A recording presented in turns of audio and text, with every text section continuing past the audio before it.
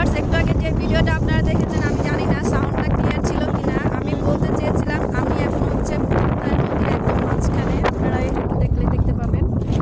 আমি বলেছিলাম যে আমার সাথে ভাবি আসছে, আমরা বাচ্চা কাচ্চা সবাই আসছি, এরা খুব ভয় পাচ্ছিল। সেটা হচ্ছে যে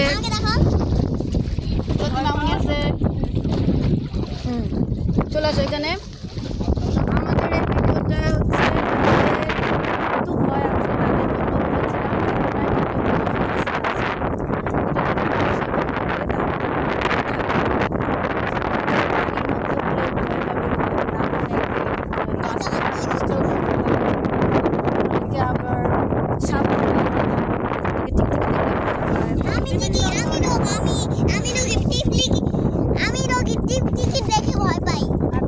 আবার সবার জন্য হচ্ছে অ্যাকোনাইট।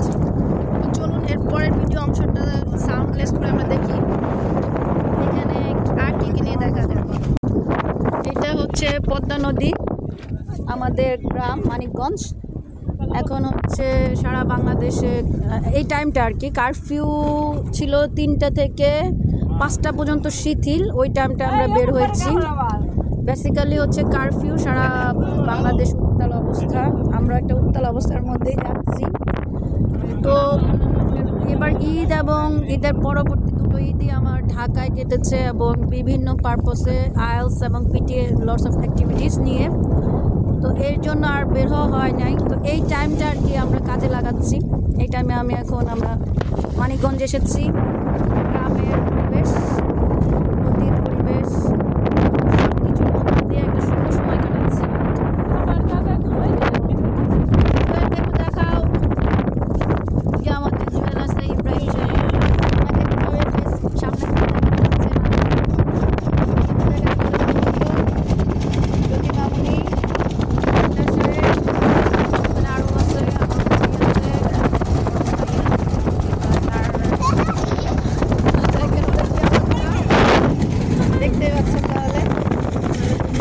পদ্মা নদীর মাঝখানে আছে। তো পদ্মা নদীর মাঝখানে আসলে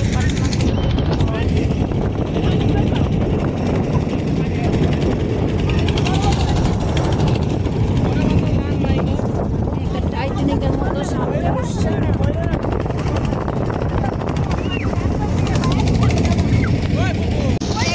আমরা একদম পদ্মা নদীর মাঝখানে।